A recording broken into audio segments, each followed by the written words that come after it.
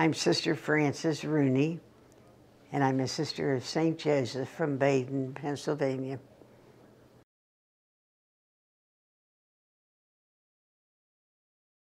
I think the fact that we were just an ordinary family in terms of money and richness and so forth, that they saw that each of us had a parochial Catholic school education. And in those days, there was a slight tuition. It wasn't like they would probably have today. But anyway, they made sure that we all went to Catholic schools. We had one boy, he was the oldest, and 3 girls.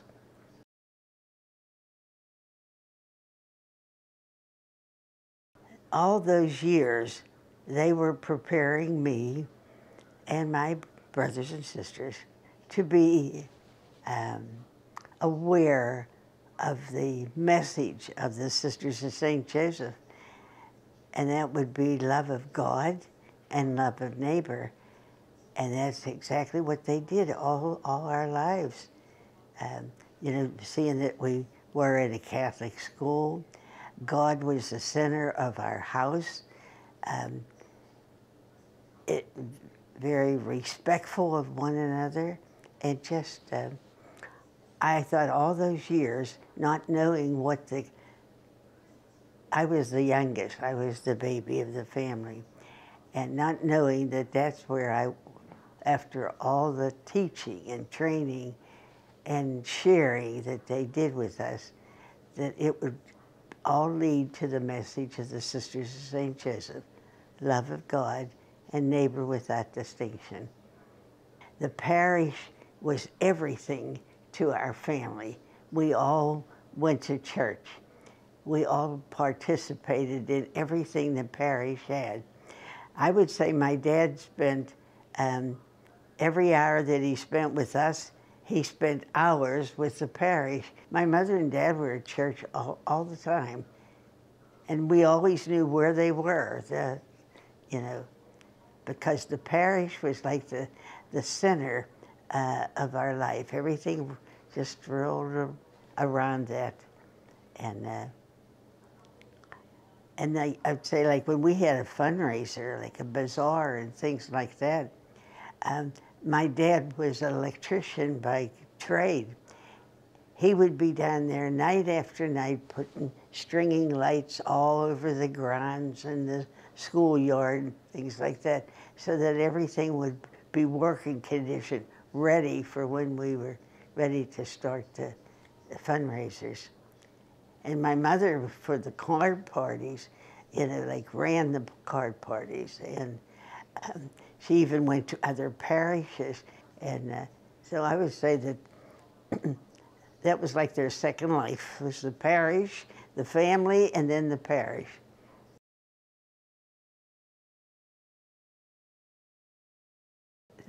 Thank you for teaching us what love is all about, because we were loved, and we knew we were loved. We didn't have very much, but what we had, we shared with others. And the neighborhood was something wonderful that happened, because we could go to anybody's house. We could eat there, we could do that, we could play in their yard, and never worry. My parents never had to worry. Where are they? What would they be doing?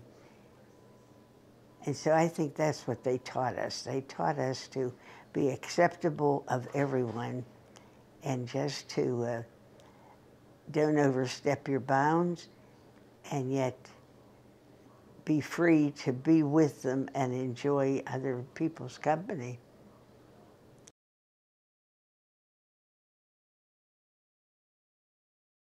I was thinking in terms of, you know, like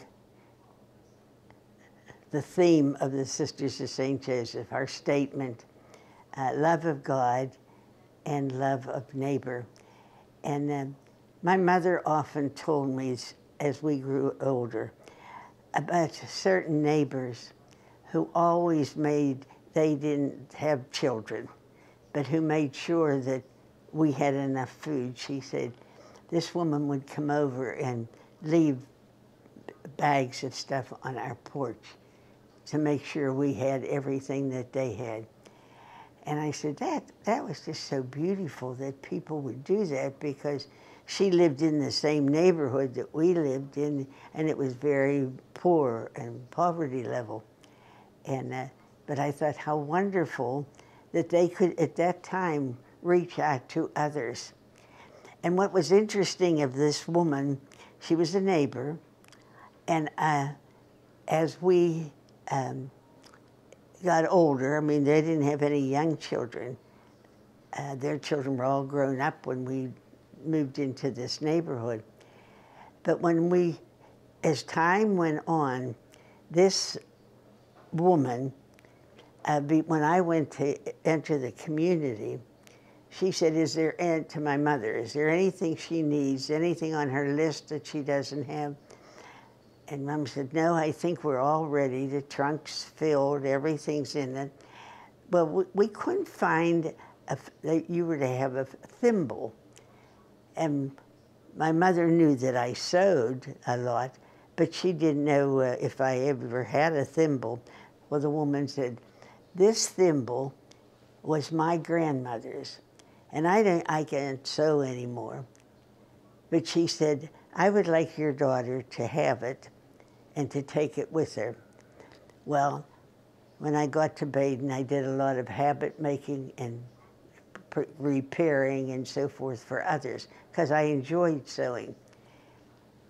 And here it turned out that I didn't know who this girl was in the beginning, but once she entered our community, who would be the great-granddaughter who really owned this, should have had this thimble, and who did all kinds of sewing in our community and fundraisers. She made the cutest things that they could sell at our local store.